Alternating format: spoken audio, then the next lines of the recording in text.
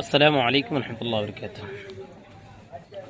পড়তে পড়তে হঠাৎ রসুল পাক সাল্লাল্লাহু আলাইহি সাল্লামের একখানা ছোট্ট হাদিস চোখে পড়ল, যেটা আমাদের জীবন অত্যন্ত গুরুত্বপূর্ণ, যে আমরা সবসময় রোগ বিরোগে পড়ি, এ রোগের শেফা কোথায়?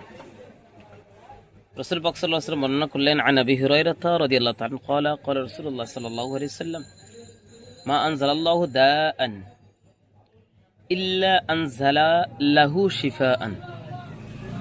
রসুল পাক সাল্লাল্লাহু আলাইহি ওয়াসাল্লাম বললেন যে আল্লাহ যে রোগগুলো সৃষ্টি করেছেন সেগুলো সমস্ত রোগের জন্য আল্লাহ আবার শিফাও রেখেছে।